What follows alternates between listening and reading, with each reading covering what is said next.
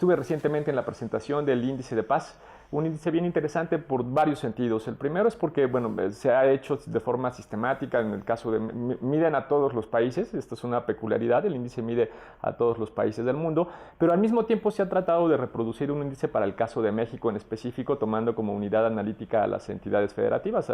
Entonces es muy interesante porque podemos ver primero el lugar que ocupa México con respecto de los demás países a nivel mundial, pero además podemos ver qué es lo que pasa dentro de México en las distintas regiones que lo integran, ¿no? Entonces, por ahí uno de los elementos centrales. El otro es que tenemos ya varias mediciones en varios años, entonces, en particular, lo que a nosotros nos interesa es mirar las modificaciones que hemos tenido de 2006 a la fecha. 2006 no es una fecha, es una fecha específica porque es justamente cuando arranca el problema de la guerra contra el narcotráfico. Entonces, podemos mirar cómo vino subiendo la violencia en el caso de las distintas entidades federativas que integran a México, como el punto clímax lo encontramos en el 2011, como además empieza a bajar un poco la violencia entre el 2012, 13, 14, incluso en el 2015. Y justo el año pasado, 2016, que es la última de las mediciones que tenemos, de nuevo se vuelve a cambiar esta lógica, esta tendencia, y lo que tenemos es un nuevo aumento de la violencia en el caso de México.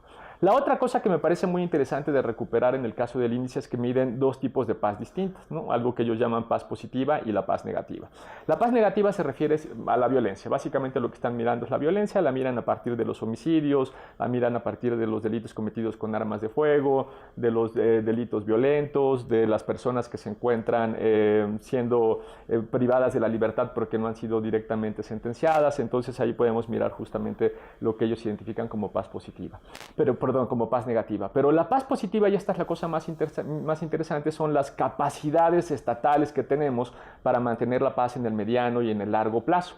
Esto es muy importante porque ahí lo que se empieza a ver, por ejemplo, cómo es el ámbito de negocios, cómo funcionan nuestras instituciones, si se tiene confianza en el gobierno, si nuestras instituciones funcionan con o sin corrupción, en fin, se toman en cuenta como varios de estos elementos para poder mantener una paz duradera, que eso sería de las cosas que más nos debieran interesar.